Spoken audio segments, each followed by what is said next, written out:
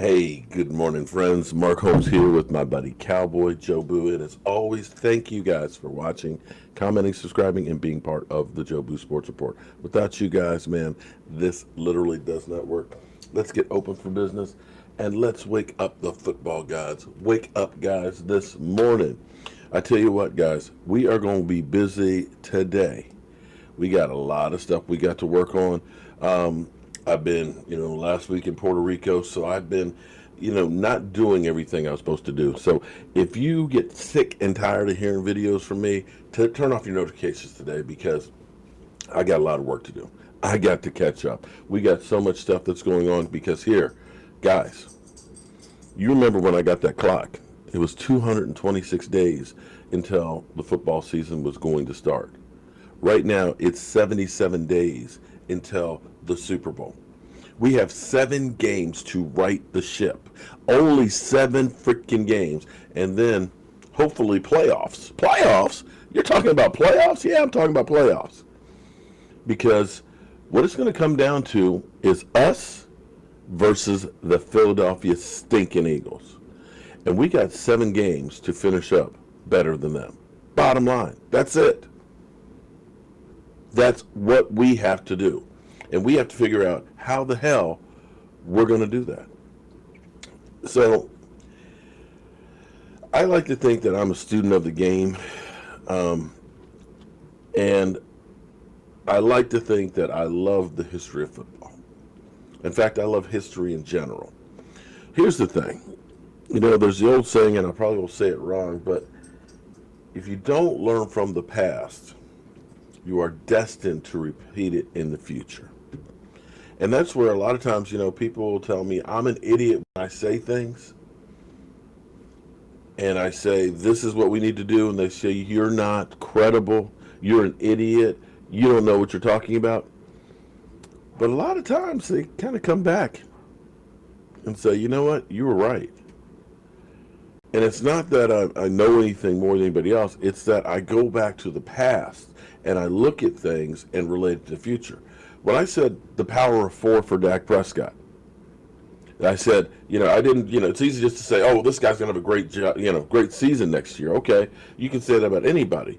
But I said it with conviction that the year number 4 for Dak Prescott was going to be huge. And I didn't just pull it out my rear end and say, he's just going to have a great year this year. The reason why I came up with that was I looked back at the statistics of most quarterbacks. When you have a rookie quarterback that comes out and plays really well, generally speaking, the second year, it's not as good. It's known as the sophomore slump. There's a reason why that happens. I mean, you look at Baker Mayfield. Maybe he's just an idiot and was not really that good, or it could be just the sophomore slump. And that's what happened with Dak Prescott. To some point, he had Zeke Elliott lost and Tyron Smith, and we could go back to coaching. But you see my point.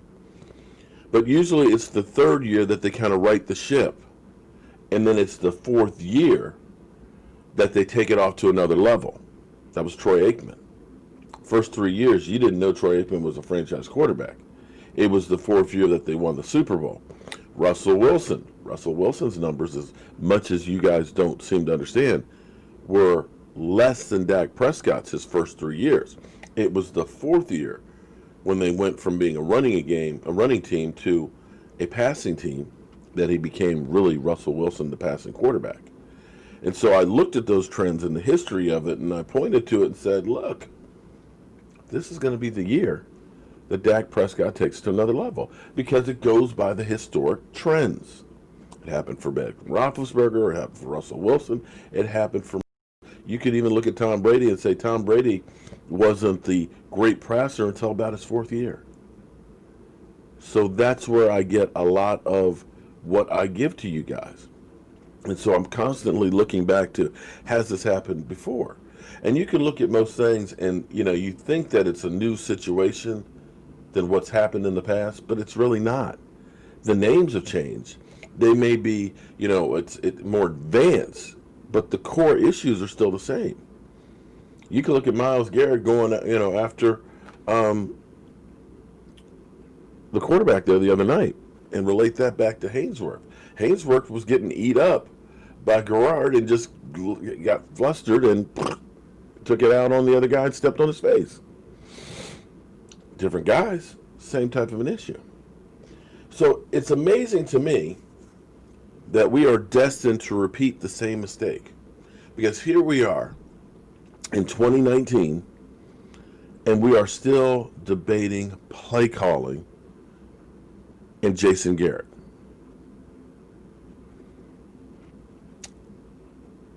Let me read something to you guys.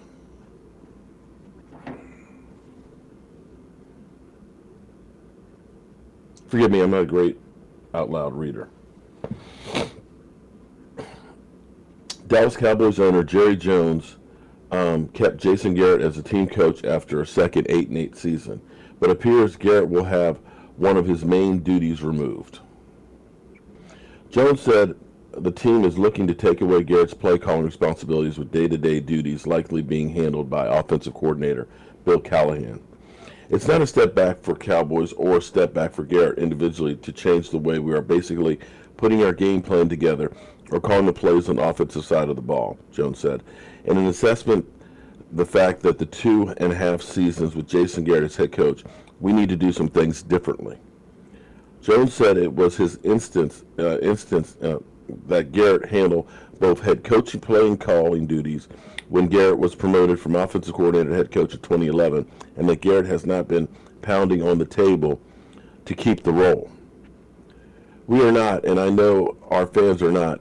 I'm not. I know Jason's not satisfied with the fact that we've been 8-8 2 seasons in a row, Jones said. The reason I'm doing it and basically saying, okay, let's do something differently, is I think that this will give us, with what we have now, the best chance to get the playoffs and where we want to go immediately. Remove play calling duties from Jason Garrett would give the coach more time to focus on the overall picture of the Cowboys team, Jones said. That includes involvement with the team switch to the 4-3 defense under new defensive coordinator Monty Kiffin, and working with the special teams coordinator. The team has not yet announced a replace for Joe DeMellis. There's no way when we were talking about doing something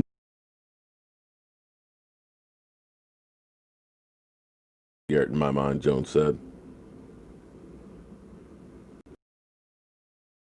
Okay.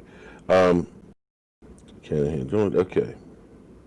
So, here it is. 2013, Jason Garrett's second full season as head coach of the Dallas Cowboys. And the Cowboys said, you know what? We'll get somebody else to call plays. So after all these years, now we're back to, is Jason Garrett calling the plays or putting more input into it? And the question is why? Here's the thing I was always taught in football, and this was football 101 in high school. If you're going to mess up, make sure you're not half-assing it, that you mess up at full speed. There's nothing worse than doing the wrong play, but doing it half speed. So, in my mind, the Cowboys really need to do one of two things. Either Jason Garrett becomes the man and says, I'm the play caller. I'm calling the game plan. And I am going to rely on myself because it's my ass in the sling. If there's a problem with it, you come to me because I made that mistake. Or I get that glory. Or you totally say, Moore is the play caller. And flat out keep your ass away from the play calling. One or the other. Because this wishy-washiness that we don't really know who's in charge, that filters down to the players. It's uncertainty. It's like you don't believe in somebody.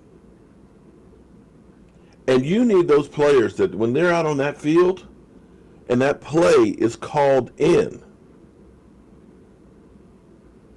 that they believe in the play. When you have a wide receiver who had said, why are we doing this play? They're stopping it every time. In their head, they're already defeated. They're already beat. When you get your center who's just seen a play that just blew up and he's yelling at the sidelines, why are we running this? They're questioning the play calling. And in anything in life, if you do not believe it's going to succeed, chances are it won't. Sometimes the difference of winning and losing or being successful is that you believe that you will succeed, and that mind makes it a reality. But here's an interesting statistic for you. And this all relates to everything in football. This is deja vu all over again. Because as we look at Dak Prescott's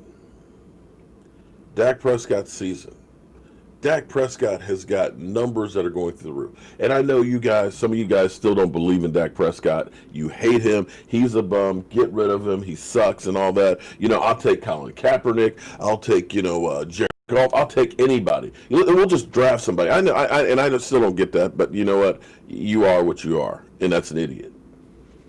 But the amazing thing about that 8-8 season, where Jason Garrett was calling plays, and it was taken away from him, I want you to look at this. This is Tony Romo's statistics. 4,903 yards. That was the highest yardage total of Tony Romo's career. 28 TDs, 19 interceptions. But he never again got anywhere close to throwing that many yards. And you think about that season ending in 8-8. It's parallel. I hope our season doesn't end at 8-8. But you have to look at this and say, wow, we've been here before. History is repeating itself.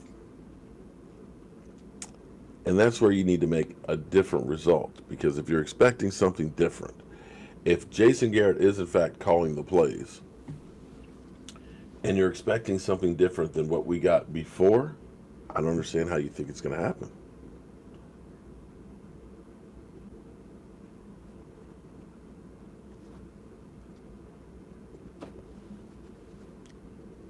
I say, we've seen Jason Garrett coaching and calling plays. I think it's time to take the gloves off. Dak Prescott trusts and believes in Kellen Moore. And if he is your offensive coordinator, let him sink or swim with this team. That's all I say. Because I look at the maturation of Dak Prescott and his ability to pass the ball. I've seen this team begin to evolve, although it seems like they're being held back. When you're young, you take more risk. You have less fear in your mortality. And I think we need to have less fear with a younger guy in Kellen Moore and let him go ahead and call these things. Let him go ahead and dial some things up. Because right now it still seems like we're holding on to that no-risk Dallas Cowboys team.